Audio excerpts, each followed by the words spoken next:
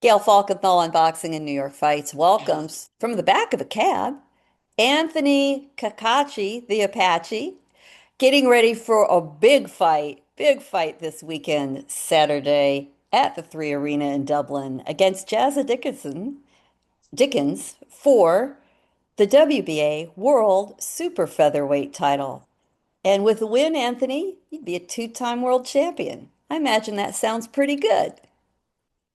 That sounds absolutely awesome.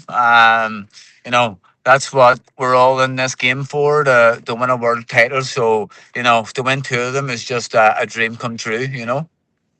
And, I think a lot of people are familiar with your career, and I imagine there was a point at which this would have been virtually unimaginable. You were grinding away, doing your best, not getting the fights, but you made it here. What are all those rough patches teach you to get you to this moment? Well, I mean, it taught me a bit of grit, you know what I mean? It gave me the determination to continue on because I always knew I had the skills and I always believed I could be a world champion, and everybody around me would tell me, keep going and don't be giving up, and my family and friends, and it stuck. They all stuck by me, and I stuck to what I had to do, and finally, I become a world champion. How important was that reinforcement around you from the family and friends, the encouragement, the cheerleaders in your life? Yeah, it was very important because there was times, when I've got three children and I've got to provide for them, and there was times where I wasn't providing, and I wasn't making any money, but I was still going to the gym and I was still working hard. You know, there I could have hung them up just to try and make ends meet, but even the family, they told me to keep going, and if I ever needed support, I always got it from them. It was just a little over 2 years ago. You had one of those moments. A lot of boxers say, I'm going to shock the world. Sir, you did shock the world. You took out Joe Cordina in fine style on the Usyk versus Fury 1 undercard in Saudi Arabia. That you must have felt like a bit of a fish out of water there to be put in that environment and then perform the way you did. And I'd like you just to look back at that a little and reflect on that experience. Yeah, I mean, that was the type of experience. It was probably up there with one of the best experiences of my life. Saudi Arabia was very welcoming, and everything was kind of perfect. But to be given that sort of opportunity, especially when everything was happening in Saudi at that time, it was special. You know, um, I thought it was a wee bit. I thought people were looking down on me, and they thought that maybe I shouldn't have been. You know, where I was. So that gave me the extra wee bit of motivation to push through. And for me, I knew in my heart of hearts that I could beat Joe Cordina, and I know I could have stopped him in that way. So, you know, I'm just very grateful, and to be in this position. Thank God. How much during a fighter's career, in your experience, how much does proving people wrong give you the fuel to do what you need to do? Yeah, it's there's a lot of people that that don't like to see you do well, don't think that you maybe deserve to be there. It gives me that extra bit of drive and hunger, and just to show them that I do deserve to be where I'm at. Especially with this next one coming up, I could cement my name, like a catchy name in Irish boxing history, and no one can doubt me then, can they? They need to shut it. At that point, Yeah, yeah, there 100%. absolutely could not be any doubters left.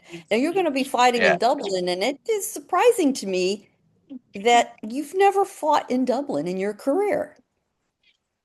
No, I Never. did. I fought. I Oh, fought in the early. I think it was maybe my third or fourth fight. I fought in Dublin. But I'm a road runner. I've travelled to many different countries to fight many different opponents.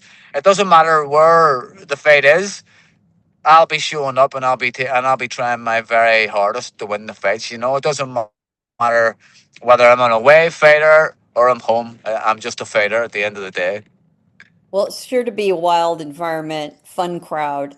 And I've read that you said you, in those 13 months of defending your title, you went through quite a few fights. You went through quite a few camps. And then looking back, you really wore yourself out a bit and that you feel fresh now, new, brand new, ready to go. What happened in that string to revive you for this moment coming up on Saturday?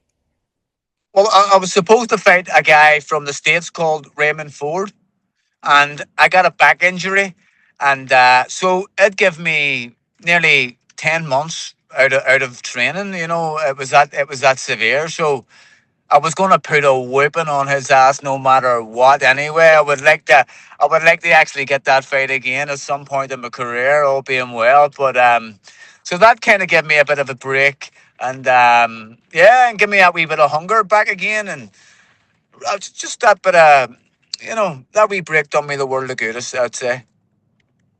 How do you keep the hunger going? When you've had success like you have, a little bit through the fire, you've had success, you know what it takes to do that. You're now in the position to make those opportunities happen. But you must have a harder time finding new goals, reaching new goals, and keeping that enthusiasm alive.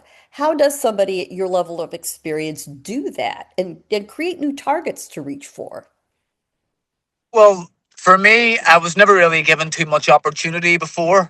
I mean, I got my first taste of success in Saudi Arabia, and I've got a great team behind me that help motivate me, and they're pushing me every single day.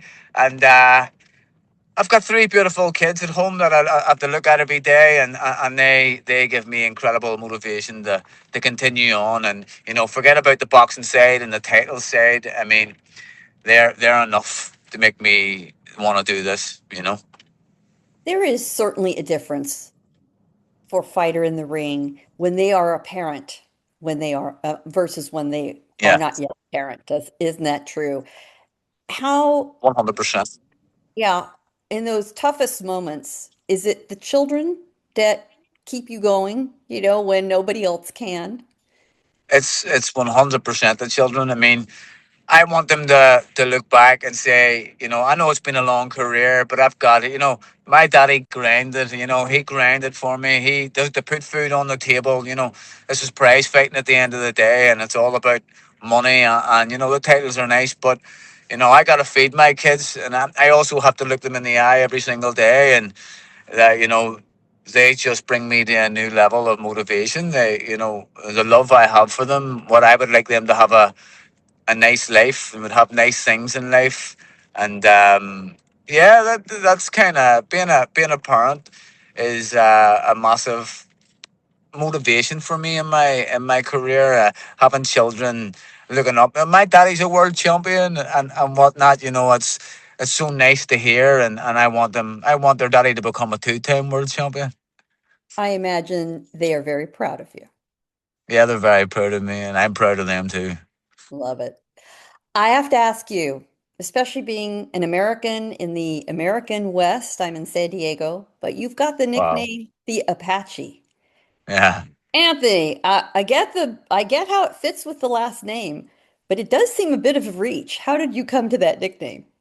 Well, this is a funny story. I boxed with, I don't know, you ever hear of a guy called Carl Frampton? Of course you have. Of You know, course.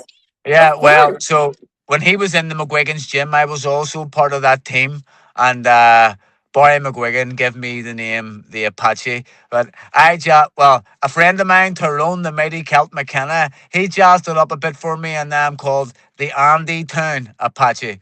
I'm from Oh, Andersonstown, Belfast, so that's I where it love all it. links in.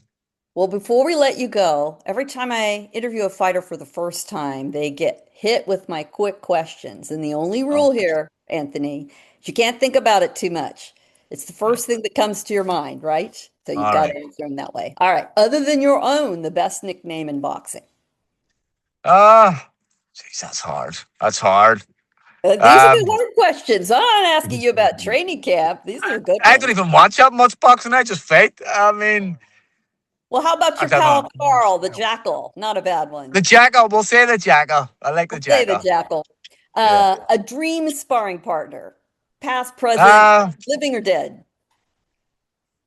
Castillo. Jose Luis Castillo? Yeah, yeah, No, we like that here out in California. yeah. Should heavyweights be allowed on the pound for pound list? Um, why not? I'm not going to discriminate against you if you have a bit of weight on you. Two more questions. Favorite boxing movie? At Rocky, of course. It's a classic. It's the OG. And Yeah. now, the top five Irish fighters of all time, and you are allowed to put yourself on the list if you choose to. We'll go, in my personal opinion, I go Cart Frampton number one, Katie Taylor number two. Um, they're my top two. I mean, top five. There's me. I'll put me in there somewhere along the lines. Barry McGuigan has to be there, and Steve Collins, We'll Andy take Lee. I could go on all day. You know.